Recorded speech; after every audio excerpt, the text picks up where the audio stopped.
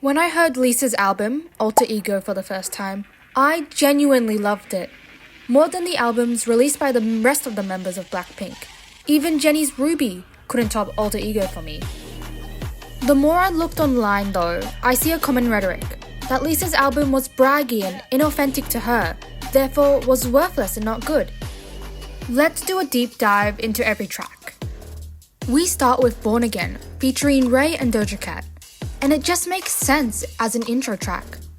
Lisa's basically reintroducing herself outside of BLACKPINK and YG. The song talks about heartbreak, self-discovery, and how the other person lost something special by leaving her. RAYE and Doja definitely shine on this one, maybe even a little more than Lisa. But I still think her voice works really well with theirs, a strong, stylish start. Rockstar was the first release we were introduced to, and it definitely feels like a bridge between BLACKPINK era Lisa and this new version of her. But now she's bolder, sharper. The song discusses Lisa's role as a global pop sensation with an electronic and hip-hop beat. She tells the reader that she keeps striving forward. This is a nice song to ease into the more introspective tracks on the album, lyrically and a certified bop. If we let songs like Gnarly by Cat's Eye pass, a song I adore on the first listen by the way, this one should pass too. This song, perfectly named after the incredible superhero, talks about her reliance and flexibility in almost a flirtatious tone, covering how she has to constantly adapt in the face of pressure. While it is a flex of her adaptability, it's also a tribute to women in general, as we now, more than ever, have to excel in both professional and personal lives in the 21st century. And also, a really fun song to vibe to. Thunder, an explosive electronic trap song, is about how Lisa isn't just one thing. She isn't just an idol or a dancer or a model. She discusses how she isn't unable to be contained in just the K-pop sphere, in just BLACKPINK. As much as people criticize Lisa for aiming to go above her dancer role in BLACKPINK, she's telling those people that she cannot and will not be contained. While this song seems to have so few words, it seems to encapsulate Lisa's response to those who oppose her development as an artist. She won't stop. New Woman, a bouncy pop track featuring ROSALIA, is an incredibly introspective story about becoming a woman. First starting by reconnecting with your roots, cutting out the toxic parts, and then growing from it. Lisa and ROSALIA discuss how they went past hardship to achieve their goals and found themselves through it. ROSALIA's segment talks about how it's not the success that made them, but they made their success, and not chasing it. YouTuber Chojimi goes into great detail about this song, and I recommend you watch it as it will add to your enjoyment of the song. Okay, so Fuck Up the World isn't one of my top tracks, but I still enjoy it. It's about how haters see Lisa, how she's constantly shoved into the BLACKPINK label, and how she's still coming out on top. Future's verse adds to the whole victorious vibe. It's more of a flex track, and while it's not as deep as some of the others, it's still pretty fun. In this very summer fun, laid-back track, Lisa and Megan Thee Stallion talk about finally relaxing and being comfortable in their self-confidence. Lisa talks about needing time away from proving people wrong to personally level up, mentally. She tells us how those obsessed can get a glimpse, but can never reach Lisa.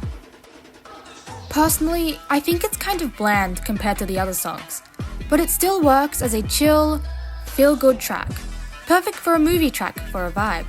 This is where things get softer. Moonlit Floor is romantic and sweet.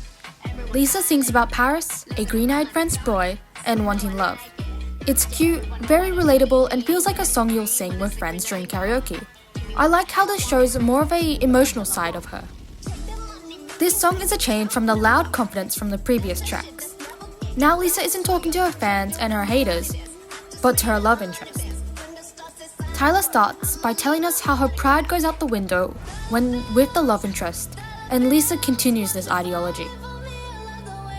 They talk about how the love interest has affected them and how they feel obsessed with them. Tyla's vocals really add to the track. This song is a nice change from presenting a constant image of confidence and feels like a more nuanced take on it. Lisa in this rebellious track suddenly goes back to presenting a bad girl persona that feels akin to her YG style. It's very playful and thrilling and feels like hanging out at a bonfire party.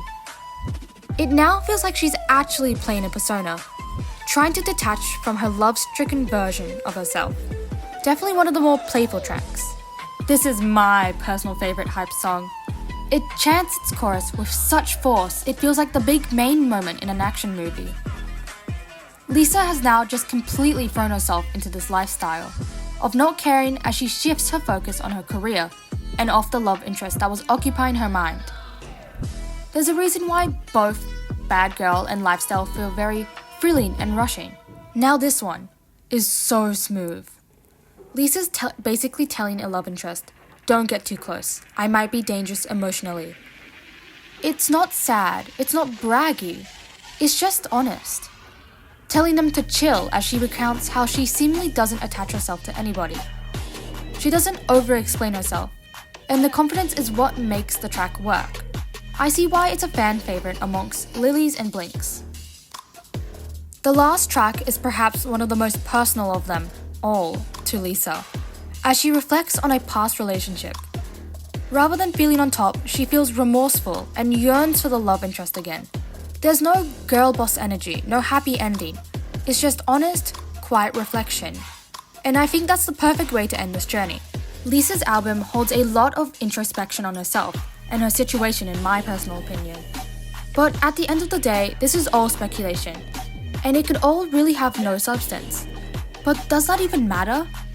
It might as well lack substance, but does it really matter? We give Rosé grace when she writes about love in similar sounding ballads. So why do we criticize Lisa for aiming higher or sounding too polished? I think as a K-pop community, we need to stop holding songs that are seemingly personal as good. It is rare in the K-pop community for anything personal, but it doesn't make the music any less good. Not every song has to be deep to be good. Sometimes music is about feeling, energy, and escapism. In this album, it gives us all of that.